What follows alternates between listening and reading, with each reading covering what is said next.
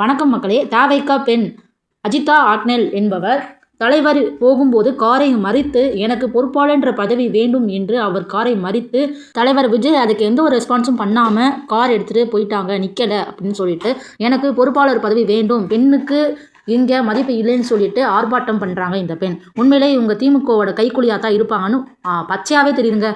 அவங்க தலைவர்கார மறுச்சதும் தப்பு. இங்கே பெண்களுக்கு முக்கியத்துவம் கொடுக்கலன்னு சொல்கிறாங்க. அப்போ மேலே இருக்க இந்த பெண்கள் எல்லாரும் யாரு?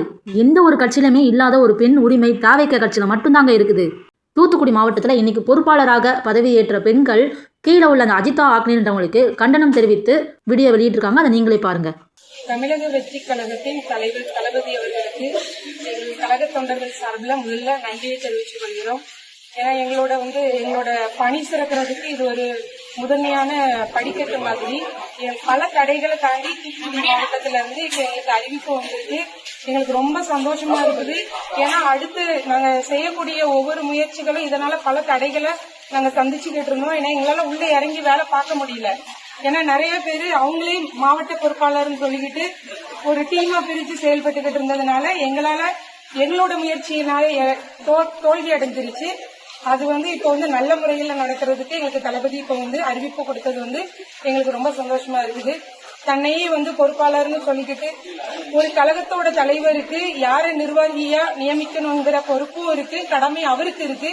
அவர் யாரை வேணாலும் சொல்லலாம். அதை கேட்கிற உரிமை நம்ம கழகத்தோழர்கள் யாருக்கும் கிடையாது. அவரோட உரிமை அது. அதை அஜிதா ஆக்னெல் என்னும் திமுகவோட கைகூலி அஜிதா ஆக்னெல் அக்கா அவர்கள் இப்போ தலைவரோட காரை நிப்பாட்டி அவரை அது உதாசீனப்படுத்தின மாதிரி இருக்கு. எங்க கழகத்தை அவங்க பண்ணது மிகப்பெரிய தப்பு. அதுக்கு கழகத்தோட சார்பில் வன்மையா கண்டிக்கிறோம். அவங்கள இந்த கட்சியில பெண்களுக்கு உரிமை இல்ல, முன்னுரிமை கொடுக்க மாட்டேங்காங்கன்னு அக்கா சொல்லியிருக்காங்க நிறைய பேட்டியில.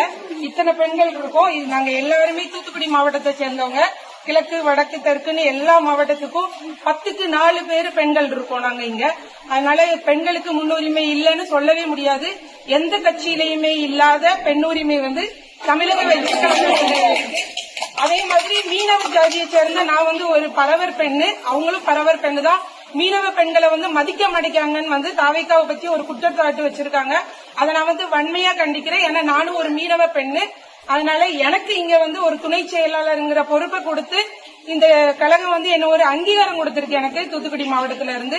அதனால கழக தலைவருக்கும் அண்ணன் பொதுச் செயலாளர் ஆனந்த் அவர்களுக்கும் நன்றியை தெரிவிக்கிறேன்.